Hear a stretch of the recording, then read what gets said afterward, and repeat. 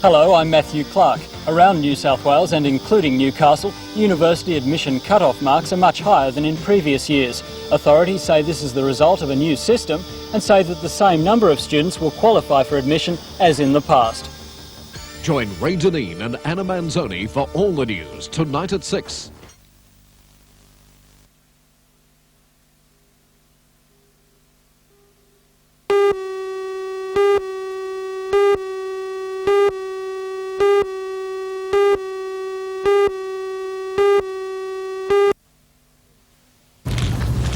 Three Swansea men appeared in Wallsend Court today on charges related to a car stealing racket. Darryl Jeffrey Cooper, 21 of Swansea, and Terence Joseph Franks, 21 of Swansea, both appeared before Magistrate Rex Meehan on 4 counts of stealing vehicles between September last year and January 27. They are charged with stealing luxury cars, mostly Holden Statesmen. In both cases, the prosecution opposed bail, saying because of the seriousness of the offences, it was doubtful that they would front. However, Magistrate Meehan granted them conditional bail with a surety of $20,000 and daily reporting conditions to appear in Wallsend Court on March 10.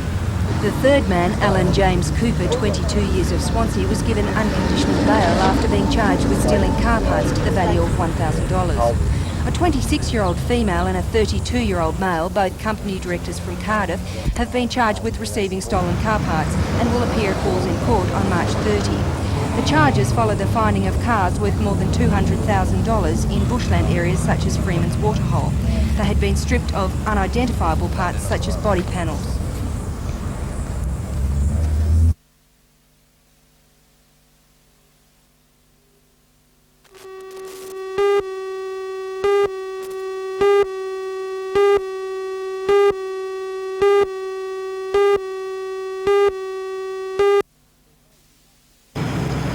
The phasing out of the Mirage at Williamtown is expected to take nearly a year. It started last July after the arrival of its successor, the F-18 Hornet.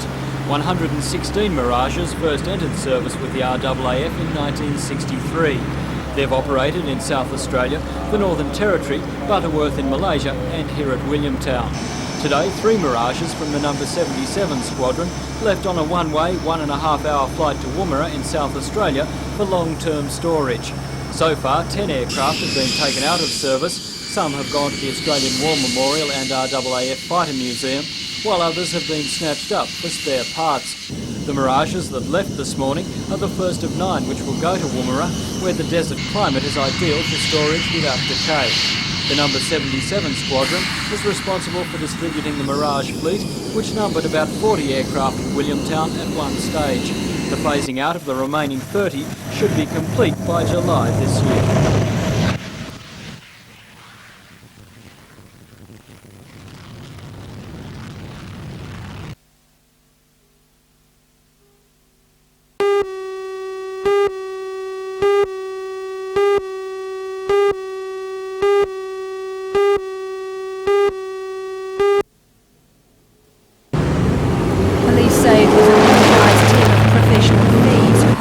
Shuey's liquor store at Adamstown yesterday afternoon, taking thousands of dollars.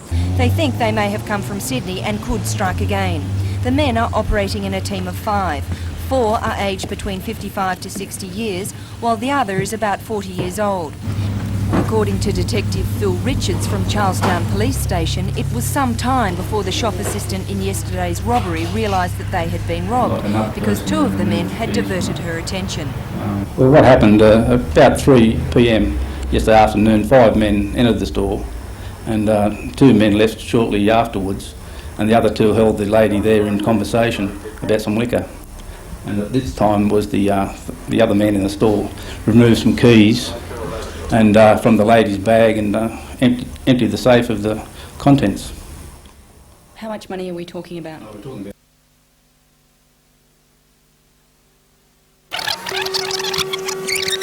than there was for the residents group. Do you think you're fighting a losing battle? No, Karen,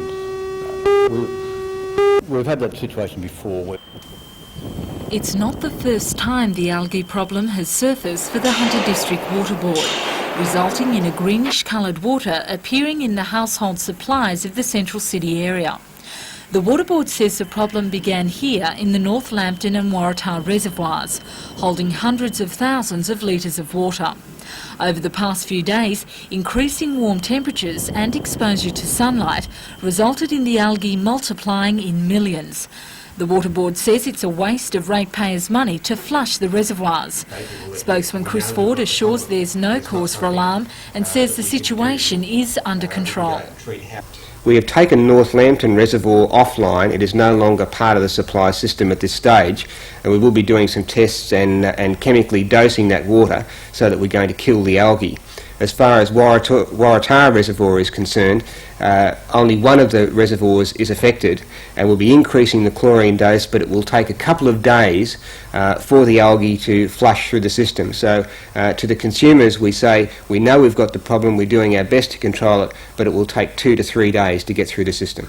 Well, what is Despite the greenish colour, Mr Ford assures that the water is safe for domestic use. It might not be all that pleasant to look at, but it is totally safe. There is no problem about drinking the water, but we suggest that people, before they turn on their washing machines or fill their swimming pools, that they check the quality of the water first.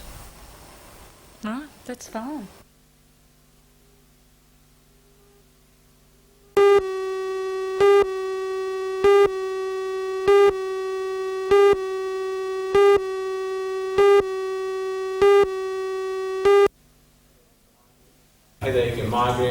The conference has been organised by the Australian Neuroscience Society in association with the Anatomical Society of Australia and New Zealand and the Australian Headache Society. Over the last few days, the delegates have discussed a variety of topics, including the possibility of transplanting fetal brain tissue into adults suffering motor neurone disorders like Parkinson's disease. Other discussions have centred on the processing of light by the eye and the visual cortex in the brain and the cause and cure of headaches. Organiser of the conference, Dr Peter Dunkley, says it's been a unique opportunity for visiting members of the medical fraternity to see the research facilities and the clinical expertise available in Newcastle. I think it's been very important. It's a formal recognition that the neuroscience group, which is part of the medical faculty of this university, has reached the status to be given the opportunity to have a conference here, and I think it's been extremely important to have visitors come and see this beautiful campus, and also to talk real science with people from overseas and from locally.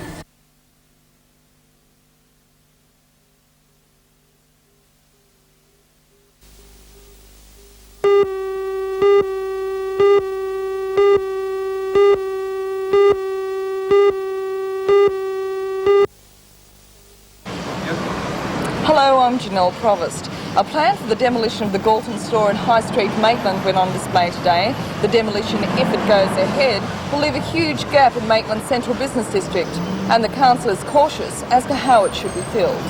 Join Ray Deneen and Anna Manzoni for all the news tonight at 6.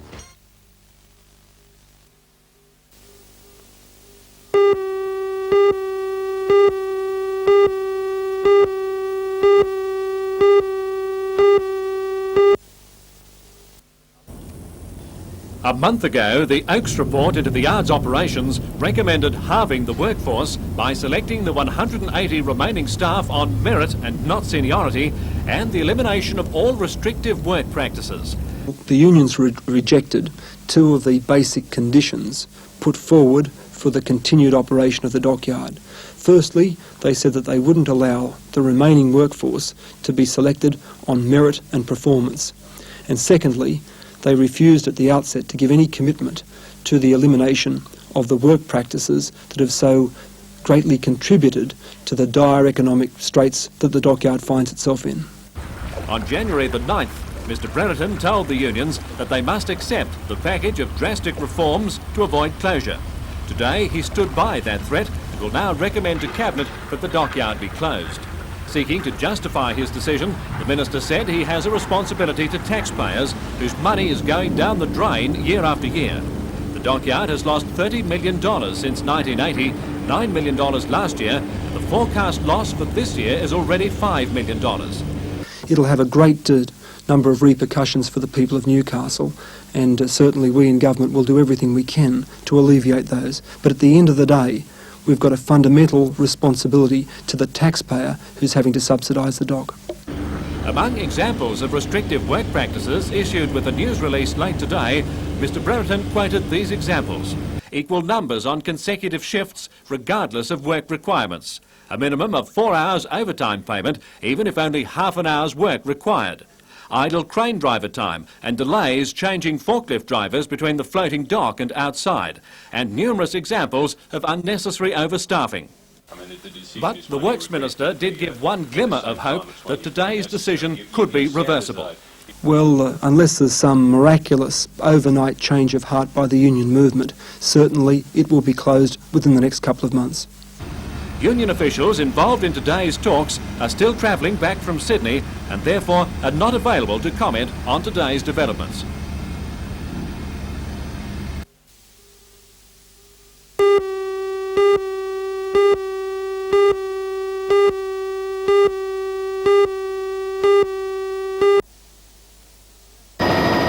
The standoff between coal mining unions and employers involves many issues in the industry. The mining unions want negotiations with the Australian Coal Association and employers on superannuation and job security. But the Coal Association says it will not talk to the unions unless they back down on 3 issues. The association wants the combined unions to undertake that they will not implement industrial action over coal export control guidelines, that the 42-hour week limitation on Queensland miners be abandoned, and that membership books closed by the Miners Federation in the North be reopened. They were forced to come to the table because both the federal government and the ACTU identified our priority claims as being within the process. To push their cause, the unions have threatened a national strike unless the Coal Association agree to negotiations. This afternoon, the dispute came to a head with the Coal Association reiterating that the unions must meet its demands before they will negotiate, and the unions saying that the association must agree to talk or they will strike. Tomorrow morning in Sydney, the advisory committee to the Coal Consultative Council will meet on the issue, while the unions have set the deadline for the Coal Association to agree to talks at 1 o'clock tomorrow afternoon.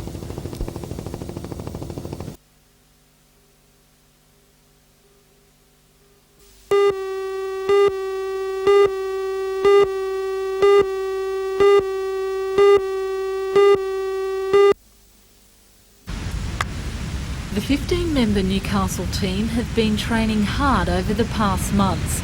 10 of the side are from the Swansea Belmont Club, the remainder from the Newcastle, Nobbies, Stockton and Redhead Surf Lifesaving Clubs. Last year at the State Branch Series titles, the local side were just pipped by 1 point by the stronger Manly Warringah team.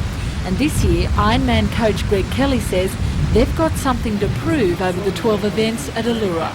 The events cover all areas of the normal surf lifesaving carnival. Have ski events, board, the Ironman, the belt race, plus the highlight of the carnival will possibly be the Dear Love Relay, which involves 2 ski paddlers, 2 board paddlers, 2 swimmers, plus the boat crew, so it covers all areas. It's also a good opportunity for state selectors to see what our region's got to offer.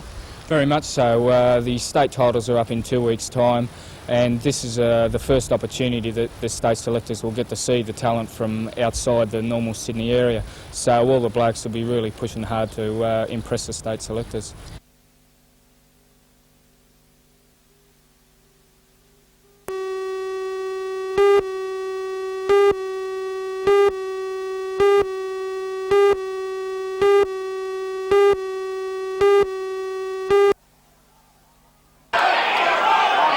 Sets a record of 3 brothers with national professional titles held concurrently. Late last year, Troy won the national junior middleweight title at the Cardiff Workers' Cup.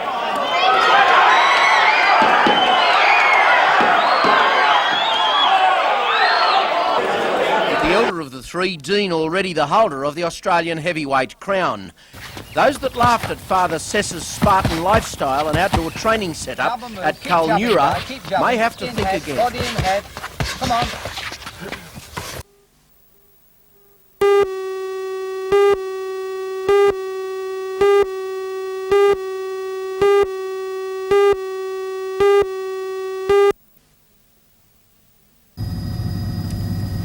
As the Department of Main Roads plans its multi-million-dollar extension of the F3 freeway from Wakefield to Minmai, residents groups such as the West Wallsend Holmesville Action Group is also watching the developments closely. Today at the West Wallsend Workers Club, more than 100 residents opposing the western option met to discuss the environmental impact statement that was released last month. The group will now prepare a submission to the DMR, throwing their support behind the original central route.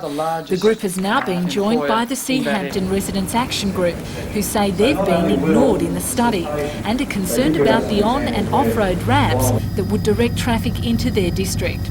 But according to spokesman Bruce Baker, there's also been a lack of investigation into the West Wallsend Holmesville area, which has left the residents confused but hopeful. Not so much disappointed as puzzled in that there seems to be rather serious surveys that haven't been carried out in the hydrological and stratigraphy surveys. They seem to have been done for the central and eastern routes but not for the western route. It's puzzling more than anything. Why do you think the reasons are for this?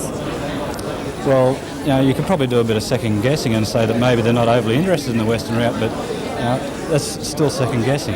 And I think the western route still is a very good possibility.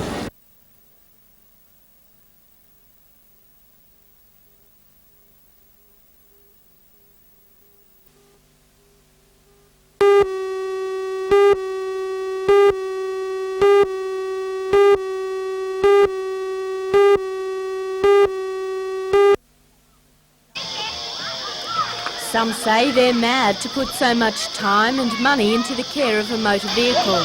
But yesterday enthusiasts celebrated their obsession with a Motorists' Appreciation Day, a self-titled Mad Day. It was the third annual Mad meeting, and this year more cars were put on show and more people turned out to admire and dream. With the passing of time, the family Holden has taken on the same grandeur as the MG, and an old-style ambulance has become an item of style rather than speed. The aim of the day is to bring members of all the various car clubs in the Hunter Valley together to compare notes and appreciate each other's pride and joy. With the obvious success of the event increasing, Mad meetings look destined to become a continuing part of the car club calendar.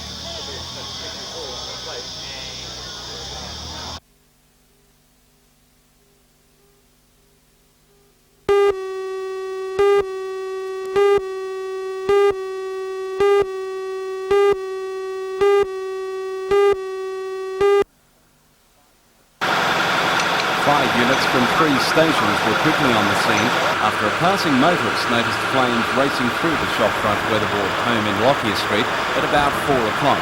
The occupant, Lance Hewitt, was lying on the footpath.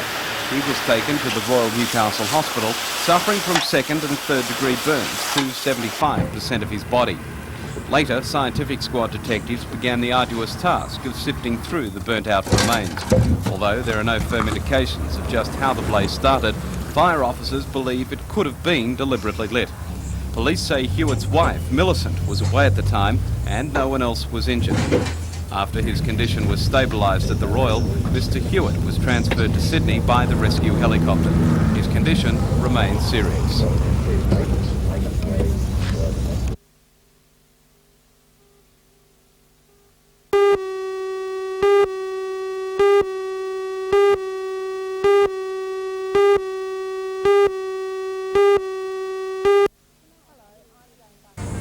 Hello, I'm Jane Button. Tonight I'll be reporting on the effect of the latest media shake-up on papers in the Hunter Valley. The latest deal has seen ownership of most of the Hunter Valley's smaller papers go from the Herald and Weekly Times group to Fairfax. Join Ray Deneen and Anna Manzoni for all the news tonight at 6.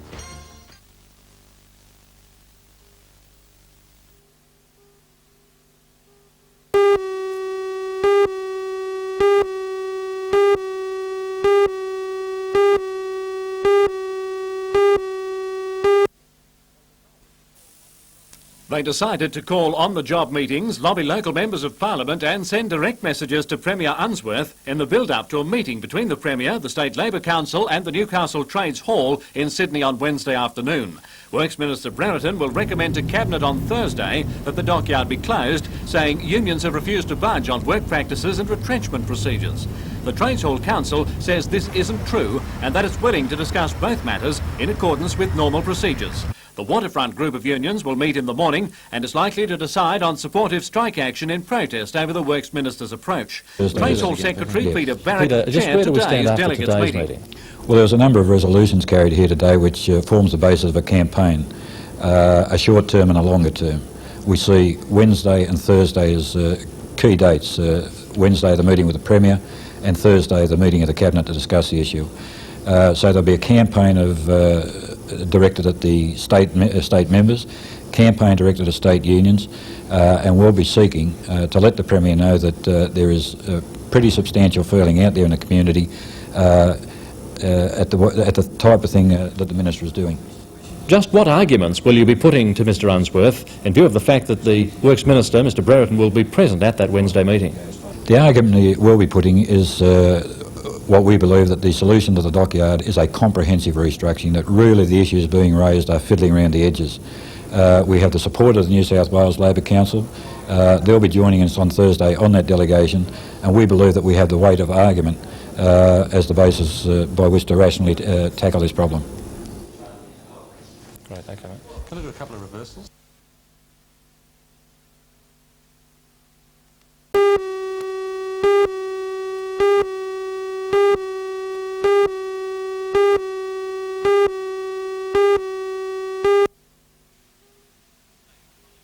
Newcastle CAE expects about 3,900 enrolments this year.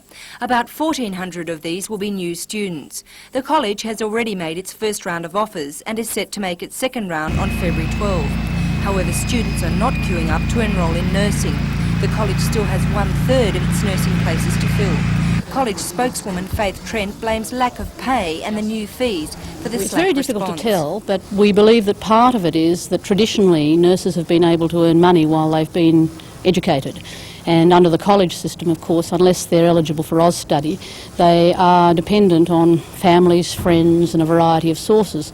And of course, just as the numbers were beginning to pick up, the $250 federal charge was added, which means that in order for a student, either full-time or part-time in this college, to step into the front door, they have to fork out about $450.